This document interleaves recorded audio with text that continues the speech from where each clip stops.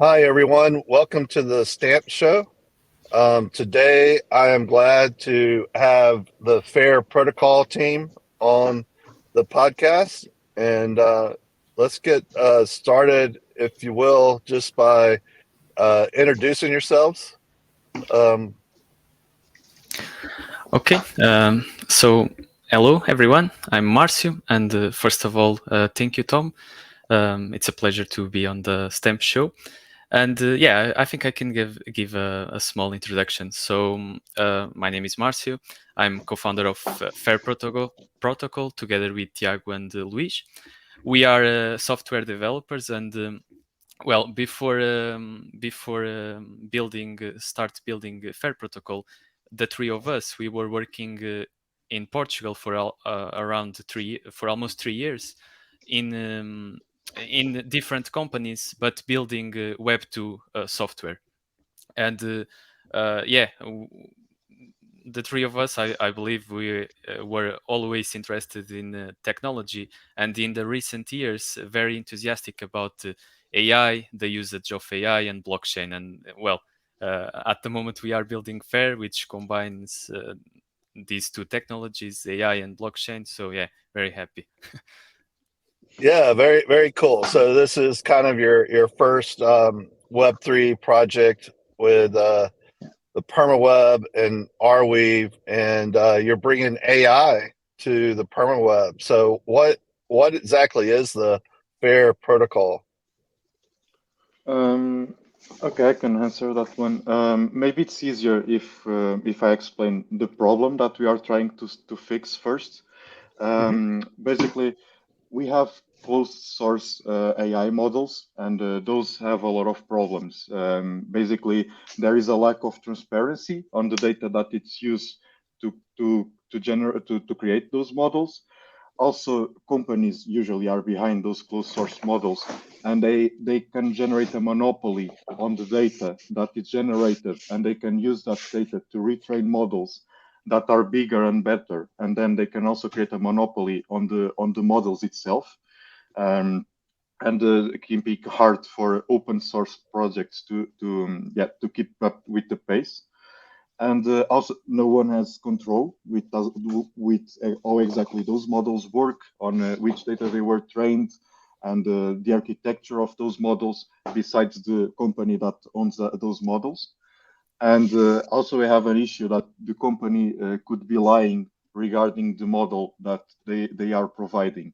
So, for example, they can have two models, one of 10 billion parameters and another one of 5 billion parameters, and they can be pretty similar, so have like a 10% difference of accuracy. And you can hire the model of 10 billion parameters, but they use the model of 5 billion parameters to answer your question. And you don't notice because it's only 10% of difference, but you actually are overpaying what you are receiving. And then we have open source models, AI models, and they fix most of these issues. But they have the issue of it's expensive to train open source models. Even a smaller model, similar to ChatGPT, basically it can cost around $600 to train and a couple of months on one GPU. And it's hard for you to get revenue for that model that you are training. And that's where our marketplace comes in.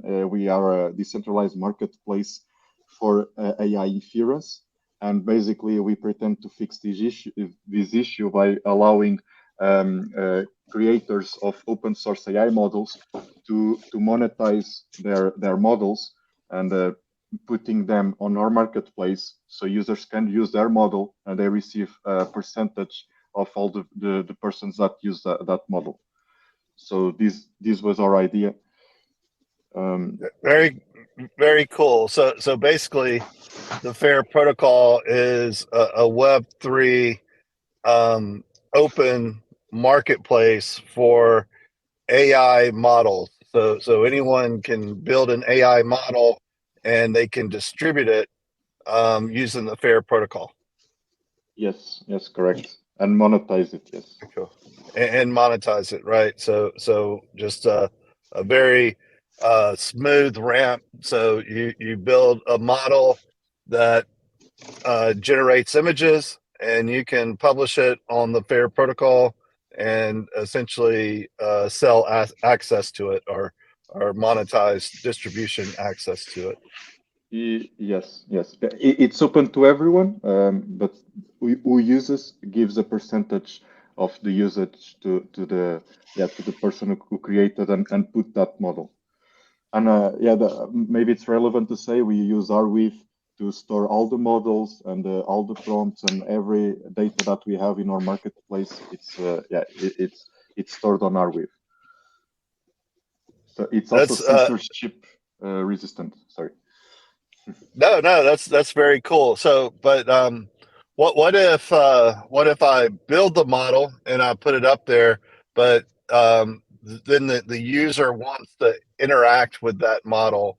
Can you kind of go through the process of how a user that would like to generate an image with a given model, how how do they do that? Is it very similar to kind of the products we see today, where they just enter some text and say generate image? How does that work? Yeah. So for user, let me just so for user to interact with the model on our marketplace, we have a few extra steps because of this decentralization process. But depending on the model, yes, a user needs to basically choose the model he wants to use, either if it's for text or image or audio, and then he will choose the script associated that one that's going to be run, and will be that will be the difference between maybe accepting files as input or generating image or mixing two images. So different scripts can use the models in different ways. And after the script is chosen, the user gets to the final step, which is choosing who is going to run it. And that's basically, we have a list of operators, and a user can pick if he wants fast inference, maybe he pays a little extra. If it's okay for him to wait, maybe he chooses a cheaper operator that takes longer, less resources. Um, and so after all of those choices are done, yeah, the user will simply do the prompt or upload the images to combine, maybe if that's the use case it shows. Very cool. So basically, if I follow correctly, there's kind of like in this marketplace, there's kind of four kind of types of participants, if you will. You have kind of the first one as the model builder that builds and trains and deploys the model, and then you have kind of a script developer that can build scripts that can really coordinate the model for different user flows, whether it's just a prompt to image, or to combine an image with another image, or to upload a file, etc.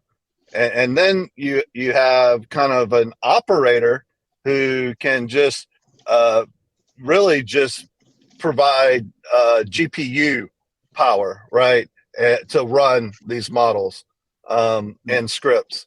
And then the fourth is obviously the user that's asking for the service. So as a user, you kind of have to, you know, go to this virtual marketplace and shop for the model, shop for the script, and then shop for the operator. And then once you have those, you can initiate a service request. Does that sound about right? Yeah, Yeah, correct. absolutely. And the scripts could also be used for prompt engineering. So if you, besides the choosing what the model does, you can also make some tweaks on prompt engineering, give special prompts, and to improve the answer that the model will get. Or even some customization. So, for example, if we are talking about images, we can do some adjustments. For example, the number of samples that the model will generate before choose the best one. Or if we are talking about an audio model, we can also adjust the duration of the output. So those kind of customizations. Very cool. One question that often comes up with AI is like, okay, so I as a user, use the fair marketplace, pick a model, pick a script, choose where the operator execute that, and the image is generated. Are all the rights to that image now mine since I paid for that service, or is there any kind of different models on rights and ownership? Yeah, I think I can try to answer that question. It's a very good question, but I think it also has a very difficult answer because the three of us we can give our personal opinion about that, but I think this is part of a big topic, which is AI regulation, and at the moment, I believe that we don't have enough information to answer that because we can put a lot of different variables into that equation. So, for example, the data that was used to train the model is one example, but we can also look at the type of data of the type of art that the model is capable of producing. And even if we can answer that those two questions, for example, a single model can also produce the same or almost the same image to different users. So yeah, and we are talking about images, but there are other different models, like for example the audio models or video. So yeah, I know there are some countries already saying that there are no copyrights for the data that the model generates. But in general, I think we still need to wait for more guidelines on that. And even if we have some kind of I don't know, but global center for AI regulation, even with that, probably each country can have their own interpretation of those guidelines. So it's very early to give a good answer for that question. Sounds good. So again, kind of coming from the user perspective, I come into the marketplace, and there's all these models, there's all these scripts, and there's all these operators. What do you recommend as kind of the best way for the user to kind of determine which model they should use, which script, which operator? Do you guys have a mechanism to kind of guide the user on which one's the most popular, or which one is one that they may want to choose? I can answer that one. Basically, yeah, we in the future we want to implement a lot of those kind of metrics. So the user would, if you want to generate an image, for example, you would probably have multiple models in our marketplace, and basically, yeah, we would have metrics like the most used, most likes, or in this case stamps. We pretend to implement stamps in our protocol in the future to help also on this part. And so basically, yeah, we will have a lot of metrics so user can evaluate which model is best for their use case. Also, you can have pretty good models, but they take a long time, and you want a quick response, a quick image, and so you will have a lot of metrics to choose. And yeah, regarding the model, it's basically that you would use these metrics and use models that make sense to fix your issue. So if you want to generate an image, you have a lot of models that generate images, and you would pick one. Then for the scripts, like we explained, it also depends on what exactly is your problem, and the scripts will have descriptions explaining what that script is different from the others, and they are all open source, so you can check the codes yourself and check what he is doing. And but probably you'll also have the description explaining that this script, what it does is, yeah, for example, making some special prompt engineering, that it's better for this use case. And if that's your use case, you would choose that script.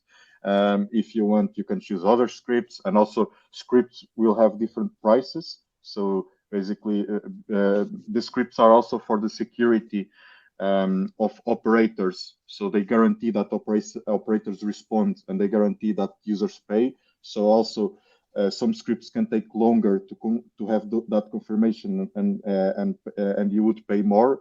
And other ones you would have less security, but you would pay less. So you would have a free market basically, and people would create their own rules. And the last one, the operator, yeah, it's more or less the same.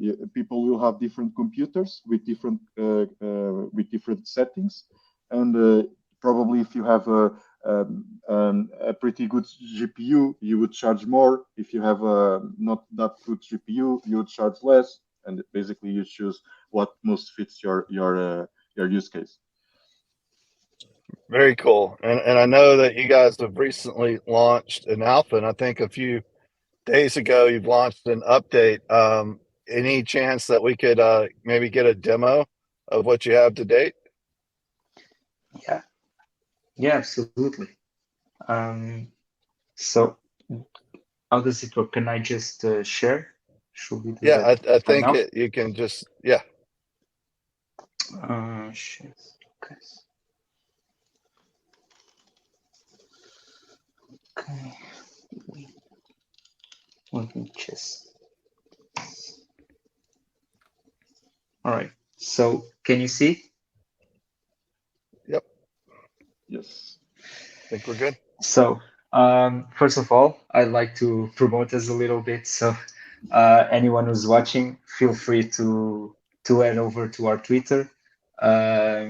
We're Fair AI Protocol on Twitter. And so the main thing is here is you can check our link tree.